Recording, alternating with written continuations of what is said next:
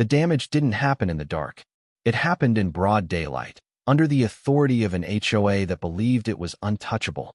One moment, a $300,000 Lamborghini sat perfectly legal on my own property. The next, it was ruined, scratched, crushed, and treated like disposable trash over a rule no one could clearly explain. What the HOA president didn't know was that she had just crossed someone who doesn't scare easily, someone trained to stay calm when everything turns hostile. This wasn't just about a car anymore. It was about control, arrogance, and a mistake she would never be able to undo. But how far could this really go before everything exploded? Before everything went wrong, life in the neighborhood followed a predictable rhythm. Quiet mornings, trimmed lawns, polite waves that never turned into real conversations. It was the kind of gated community that advertised peace, order, and standards, the kind of place where nothing unexpected was supposed to happen. For me, that was exactly the point. After years spent in environments where unpredictability meant danger, I had chosen this place because it felt controlled, almost sterile, a place where I could exist without being watched too closely. I lived alone in a modern corner property, clean lines, tall hedges, and a driveway that curved just enough to give a sense of privacy. Most neighbors only knew me as the reserved homeowner who kept to himself. I didn't attend block parties. I didn't linger at mailboxes. I followed the rules, paid my dues on time, and made sure my property looked better than most. That was intentional. I had learned long ago that blending in attracts less attention than standing out. The Lamborghini was the only exception. It wasn't parked to show off. It wasn't revved loudly or driven recklessly through the neighborhood. It sat quietly in my driveway, covered most days, gleaming only when the sun hit it just right. To me, it wasn't a symbol of wealth.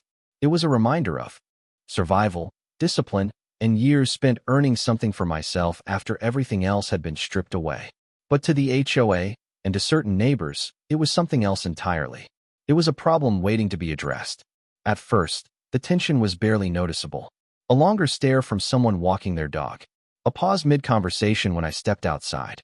A few anonymous complaints posted on the community board about luxury vehicles and visual harmony. Nothing was directed at me directly, but the tone was unmistakable. The neighborhood prided itself on sameness, and anything that disrupted that illusion was quietly resented. The HOA had a reputation for being strict, but efficient. They enforced parking rules, paint colors, lawn height, and mailbox placement with impressive consistency. Most residents complied without question. No one wanted fines, warnings, or attention. The HOA president, in particular, was known for running the community like a personal project. She spoke often about preserving property values and maintaining control, though it was always framed as responsibility rather than authority. I didn't think much of it at the time. I had reviewed the bylaws before moving in. Nothing prohibited owning a luxury vehicle. Nothing restricted parking on private driveways. Everything I did was within the written rules. That gave me a sense of security. Rules, when clearly defined, are easy to navigate. But what I underestimated was how quickly written rules can be twisted when someone feels challenged. Small changes began to appear. New reminder emails sent to the entire community about approved vehicles. Vague language about aesthetic disruption. Notices about upcoming inspections. None of it accused anyone outright, yet every message felt heavier than the last. Like pressure building quietly beneath the surface. Neighbors who once ignored me started watching more closely. Curtains shifted. Phones came out more often when I pulled into the driveway. It was subtle, but deliberate.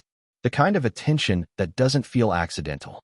The Lamborghini, once just a parked car, had become a focal point. A symbol others felt entitled to judge. Still, life went on. I kept my routine. Early mornings. Late evenings. Minimal interaction. I had dealt with worse than disapproval. I believed that as long as I stayed within the rules, nothing serious could happen. That assumption turned out to be dangerously wrong. Because what I didn't realize was that behind closed HOA meetings and polite emails, decisions were being made without me. Interpretations were shifting. Authority was being tested. And someone in that neighborhood had already decided that my property, my car, and my silence were an invitation. By the time the first official notice appeared, it was already too late to stop what was coming. And no one had any idea how badly they had misjudged the person they were about to provoke. The first official notice arrived without ceremony, slipped into my mailbox like an accusation that didn't need to explain itself. It cited a parking concern, vague enough to feel intentional. No violation number. No clear rule. Just a warning that my vehicle was under review for non-compliance with community standards. I read it twice, then a third time, searching for something concrete to push back against. There was nothing. Just language designed to intimidate without committing to anything specific. I didn't respond. Not yet. Within days, another email followed. This one went to the entire neighborhood. It talked about preserving visual harmony and discouraging excessive displays of wealth that disrupt community cohesion. The wording was polished, almost diplomatic, but the meaning was sharp. It was a message aimed at one driveway, one car, one homeowner who had dared to exist outside the unspoken boundaries of sameness. That was when the watching became obvious.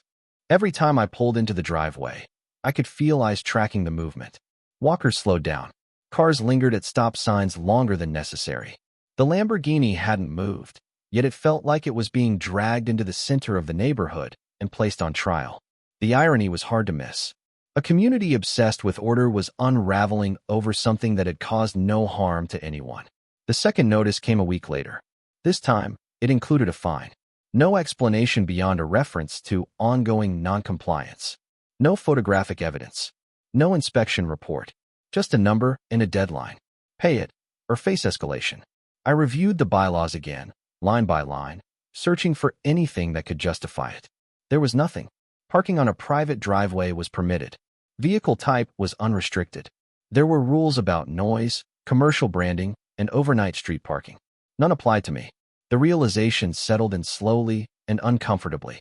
This wasn't enforcement. It was pressure. I submitted a formal request for clarification, attaching highlighted sections of the HOA rules. The response came back unusually fast. It didn't address my points. It didn't reference the bylaws. Instead, it stated that the board reserved the right to interpret community standards as needed to protect property values. Interpretation. That single word changed everything. From that moment on, the pace accelerated. Inspectors began appearing unannounced. Clipboards in hand. Cameras angled just enough to capture more than necessary. They measured distances that had never been measured before. Counted hours the vehicle remained visible. Noted reflections from the paint as potential visual disturbances.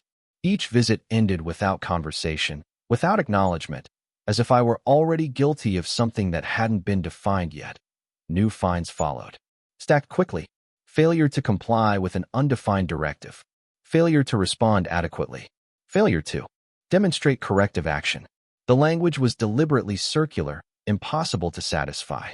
No matter what I did, it was wrong by default. I paid none of them. That refusal changed the tone completely. The emails became colder, shorter, deadlines tighter, threats more explicit. Liens were mentioned, legal action hinted at. The HOA president's name appeared more frequently, signed at the bottom of messages that read less like community notices and more like warnings. The authority she wielded was no longer subtle. It was being exercised openly now, with confidence that no one would challenge it. Neighbors began to shift from passive observers to active participants. Anonymous complaints flooded the HOA inbox, later summarized and forwarded to me as justification for further action. Claims that the car attracted unwanted attention, that it made residents feel unsafe, that it encouraged street racing, even though it hadn't moved in days. Each accusation felt more absurd than the last, but they were being treated as valid simply because they existed. I documented everything. Dates, times, photos, screenshots, copies of emails and notices. I knew better than to react emotionally. This wasn't my first encounter with pressure tactics designed to provoke a mistake. Calm was an advantage. Silence, when chosen deliberately, was a weapon. That only seemed to frustrate them more. A special HOA meeting was scheduled without my knowledge. I found out through a neighbor who mentioned it casually, almost apologetically. The agenda included ongoing compliance issues related to vehicle storage. My name wasn't listed, but it didn't need to be. Decisions were being made about my property while I wasn't in the room. When the outcome arrived, it was worse than expected. The board had voted to classify my Lamborghini as a nuisance item, a term that appeared nowhere in the bylaws. Under this new interpretation, they claimed the authority to mandate its removal if it remained visible. Failure to comply would result in corrective action taken on my behalf. Billed to me. Corrective action. The phrase sat heavy. I responded immediately this time, formally disputing the decision and demanding a hearing. The reply came back dismissive, stating that the board's decision was final pending compliance. No hearing. No appeal process outlined. Just a deadline. That deadline passed quietly. Nothing happened the next day, or the day after. The tension stretched thin, every hour feeling like borrowed time. I began parking the Lamborghini inside the garage, not out of fear, but to remove their excuse. For a brief moment, it worked. The notices stopped. The fines paused. The neighborhood seemed to exhale. Then a new accusation surfaced. I was cited for repeated garage door violations. Apparently, opening the garage to enter or exit was now considered excessive exposure. The logic was laughable, but it didn't matter. Another fine was issued. Then another. Each one pushed the narrative further away from reality and closer to something personal. The message was clear. Compliance was no longer the goal. Submission was. I filed a legal inquiry, requesting all records related to my property and the recent board decisions. The HOA delayed. Claimed technical issues. Partial documents arrived weeks later, heavily redacted. Enough to confirm what I suspected. The rules were being bent deliberately, retrofitted around a single target. And then came the escalation no one warned me about. While I was away one afternoon, a notice was posted on my property. Not mailed. Not emailed. Physically attached to the gate. It stated that the HOA had authorized third-party action to resolve an ongoing violation. It gave no date. No company name. Just a declaration of intent.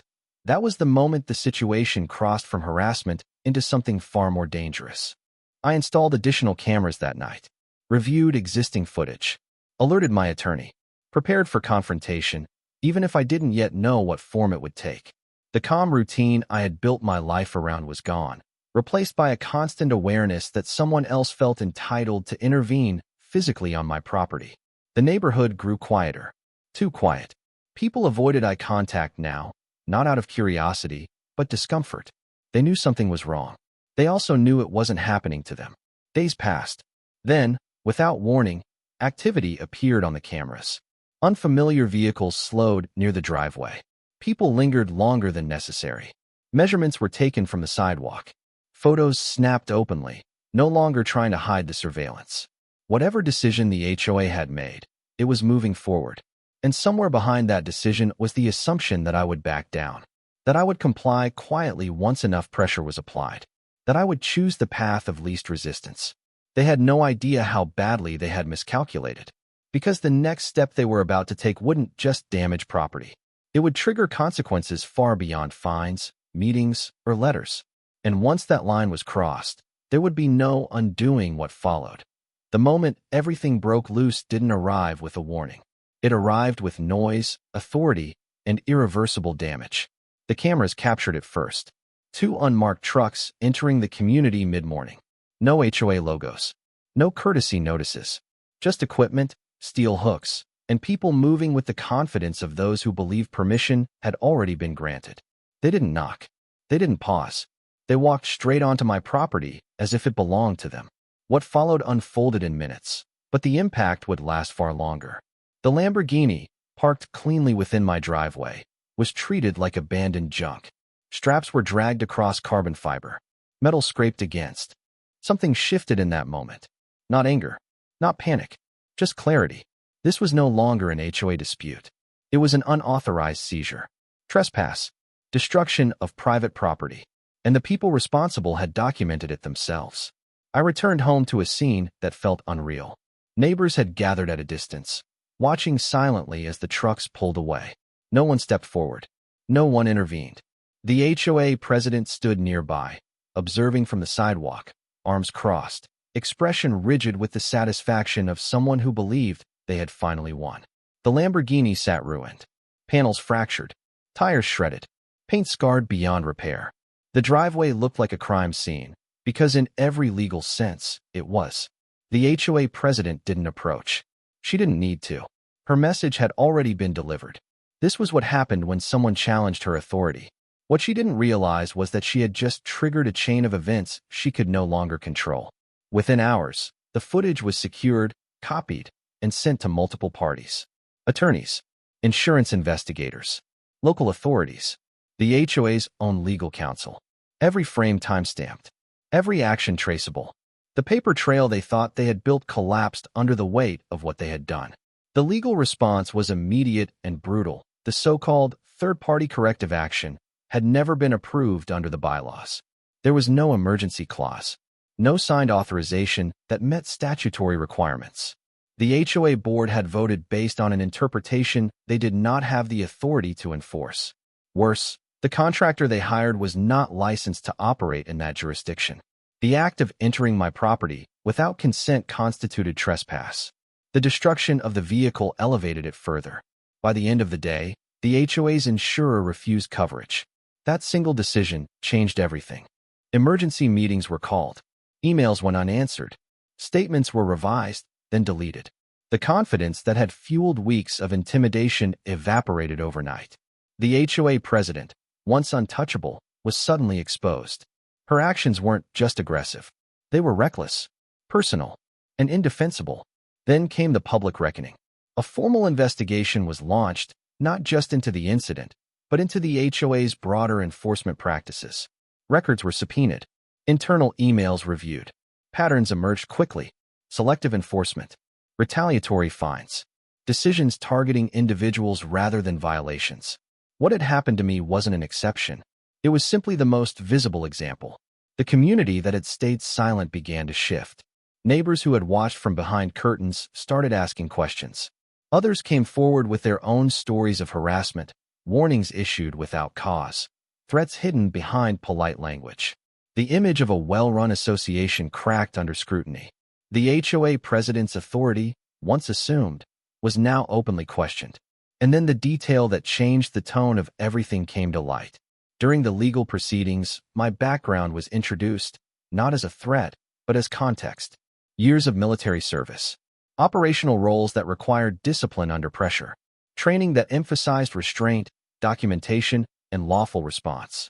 The narrative the HOA had relied on, that I was an arrogant homeowner flaunting wealth, collapsed completely. I wasn't impulsive. I wasn't reckless. I was methodical. Every step I had taken, every moment of silence, every refusal to react emotionally had been deliberate. Not because I feared them, but because I understood escalation better than they ever could. That realization landed hard. The HOA president's posture changed publicly. Statements that once sounded confident now sounded defensive. Attempts were made to distance herself from the decision, to imply board consensus. But the records didn't support it. Emails showed her pushing for action, pressuring contractors, overriding objections. The responsibility traced back to her again and again. The turning point came during a closed-door session that quickly became anything but. Faced with personal liability, she tried to shift blame, claimed misunderstanding, claimed urgency, claimed she believed the car was abandoned. None of it held up. The evidence was overwhelming. The board members who had followed her lead began distancing themselves. Silence replaced loyalty. By the end of that week, she resigned. Not quietly, not gracefully, but abruptly, under the weight of consequences she never imagined facing. Her authority evaporated in the same way it had been wielded, suddenly, without warning. But the story didn't end there. The HOA itself was now exposed. Lawsuits followed. Settlements loomed. The association's finances were strained by legal fees and uncovered liabilities. What had started as an attempt to enforce aesthetic standards had spiraled into a community-wide crisis. As for the Lamborghini, it became evidence, then leverage, then a symbol. Insurance battles dragged on, but responsibility was clear. The vehicle was declared a total loss. Compensation followed, but money was never the point. The damage had already served its purpose. It revealed the truth. It forced accountability. Standing in that driveway days later, surrounded by caution tape and silence, the power dynamic was unrecognizable. The same neighbors who once watched cautiously now avoided eye contact for different reasons. Not because I was intimidating, but because they understood how close they had come to the same treatment.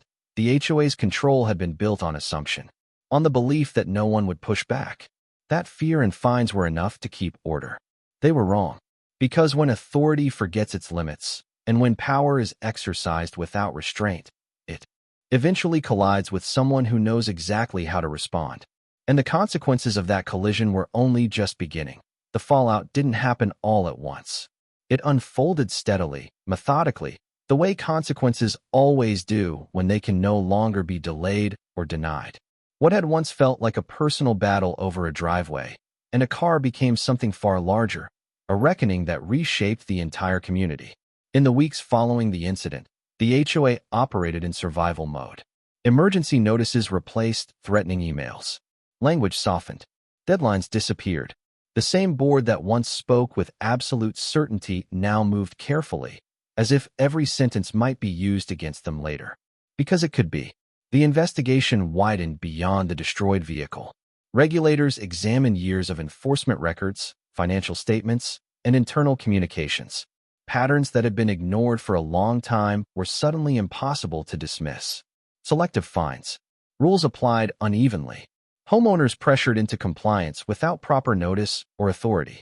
What had once been brushed off as strict management was now being recognized for what it really was: unchecked power with no accountability. The HOA's insurance carrier formally withdrew coverage for the incident, citing gross negligence and unauthorized action. That single decision triggered a domino effect. Legal expenses skyrocketed. Special assessments were proposed just to keep the association solvent. Board members who had once supported aggressive enforcement quietly stepped down, unwilling to attach their names to what was becoming a public cautionary tale. The Lamborghini's destruction was finalized as a total loss. Compensation came, along with penalties and damages tied directly to trespass and property destruction. The settlement was substantial, but the money itself carried no sense of victory. It was transactional, necessary, final. What mattered more was what it represented. Unfairness simply because it hasn't reached their doorstep yet. The HOA president, who once stood confidently on the sidewalk, never returned to the neighborhood. Her resignation became a footnote in meeting minutes, a quiet exit after a very loud mistake. But her legacy lingered as a warning, not just to future board members, but to anyone who confuses position with permission. Power, when left unchecked, doesn't announce its corruption. It disguises itself as responsibility. It hides behind procedure. It relies on the assumption that no one will push back. Until someone does. This experience reinforced a truth I had learned long before moving into that neighborhood. Real strength isn't loud. It doesn't threaten. It doesn't rush to dominate. It observes, documents, and waits for the right moment to act. And when that moment comes, it does so decisively, within the rules that others assumed could be bent without consequence. The community learned that lesson the hard way. What started as an attempt to enforce aesthetic standards ended as a public exposure of arrogance, misuse of authority, and institutional failure. The cost wasn't just financial. It was reputational, emotional, structural, and it will shape how that neighborhood governs itself for years to come. For anyone watching this unfold from the outside, the takeaway is simple, but not comfortable. Just because an organization claims authority doesn't mean it understands its limits. Just because rules exist doesn't mean they're being applied fairly. And just because someone stays quiet doesn't mean they're powerless. Sometimes, silence is preparation. So the next time you receive a warning that doesn't make sense, a fine that isn't explained, or a threat wrapped in polite language, ask yourself one question before you comply out of fear. Is this really about the rules? Or is it about control? Because once that line is crossed, the consequences are never as one-sided as the people abusing power believe.